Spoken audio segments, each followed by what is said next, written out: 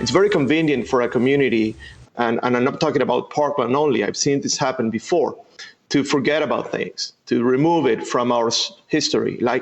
And that's not going to happen, because we are going to be reminders that our kids lost their lives in that place. Today, we remember the 17 lives lost in the 2018 Parkland school shooting. And you know it is going to be a very difficult day for the parents, the family, and friends of the people who were killed that day. But another thing they're thinking about this morning is the looming trial of accused shooter Nikolas Cruz. He could get the death penalty. Investigators say he murdered 17 people 2 years ago today. Our Jessica Alpern is sharing a one-on-one conversation with the father of one of those victims and what he hopes happens in the courtroom. Jessica? Lisa and Chris, the father of Joaquin Oliver, one of the students killed in the tragic school shooting, is getting raw and honest about his thoughts on it. He's sharing those emotions for the first time on camera.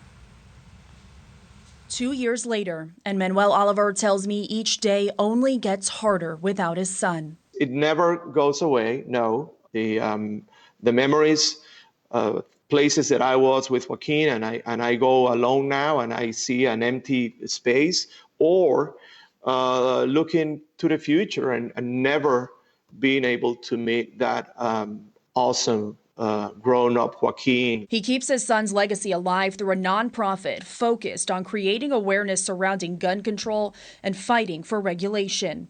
That's what he and his wife feel is important they pour their energy into.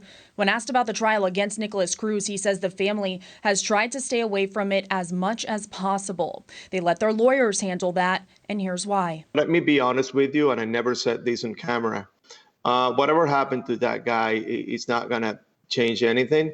Even the death penalty is not as painful as the death penalty that Joaquin received by a system that failed. No one's going to put this kid in a building full of students running away from a shooter with the smoke in the air and people screaming and blood everywhere, and then finally shot him 4 times and then spend 12 hours without letting his family know anything. That's how long Manuel says his family waited and wondered, only to find out the devastating news that his son was gone.